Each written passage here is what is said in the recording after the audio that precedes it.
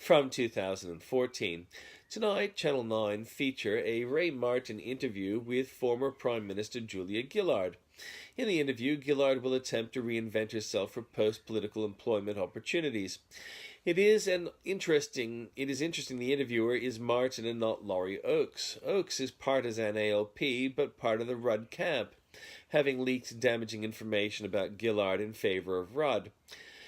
Martin is partisan ALP, but in the past has been called balanced, as he excused the ALP much when their corruption was obvious.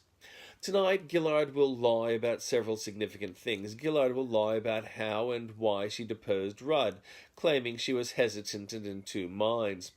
She has clearly been in two minds, vacillating over how her actions appear versus her need for power. She was clearly hesitant too, until she realized she didn't need to tell the truth about her activity, ever. Instead, she will say that Rudd was damaged and weak, but being an ALP member, that is true of anyone, including herself. Gillard will also lie about her government's backflip to embrace a carbon dioxide tax. As subsequent events have shown, she and her colleagues always intend to foist one on the Australian peoples, and she and Swan lied when they said they wouldn't. She will lie too about her clammy embrace of corrupt parliamentarians like Carr, Slipper, and Thomson.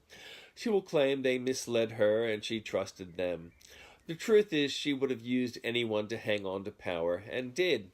Also, Gillard will claim she was treated poorly for her gender. Her claim that Abbott is a misogynist is a bare-faced lie, and the truth is much was excused her for being the worst female Prime Minister Australia has ever had. And in times to come she will probably always be the worst ever female Prime Minister.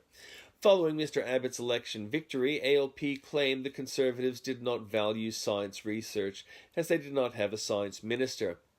The ministry had been poor, promoting fads, not science, and people died, and the economy was encumbered as a result. However, the 2014 budget intended to create a $20 billion research fund, and the ALP has opposed it. A research fund like that is something that would be profoundly beneficial for science. Clearly, the ALP have lied about their support for science. They need to embrace science and support the fund. Terrorists have fans of science, as some loitering near Lucas Heights nuclear power station demonstrate. Just because they are four guys with beards being asked to move along does not mean Islamic peoples are being profiled unfairly.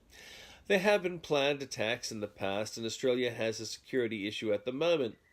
Meanwhile, a terrorist leader from Australia has a traditional past, having served time in organised crime as a brothel worker and attack dog. His own mother might have smirked when she said she thought he was studying overseas. It is not Islam, but terrorists and Islamofascists who use myths and excuses to murder and rape and torture a way to a new world. Sadly, impotent Islamic leadership identify with the terrorists. One outrageous recent claim is that ISIS soldiers are raping women to raise a new generation of Islamic peoples.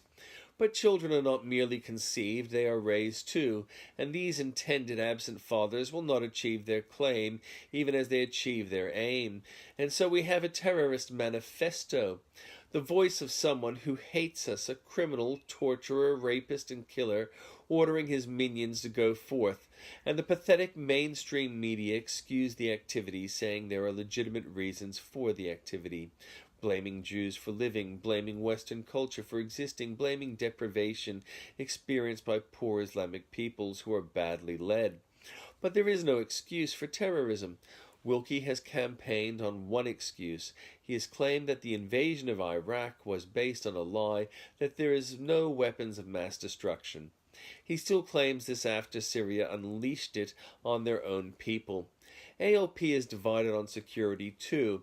Their leader, Shorten, claims he is following the Conservative lead, but his own members are saying the opposite. A French man is captured by ISIS, and Media Watch hosts of past and present sneer at raids which protect Australian peoples from similar. A teacher has apparently used a mentally ill 14-year-old girl as rape bait. The teacher's plans went awry when the girl went with a suspect violent rapist boy, also mentally ill, into the wrong lavatory. The girl was apparently raped and sodomized by the boy.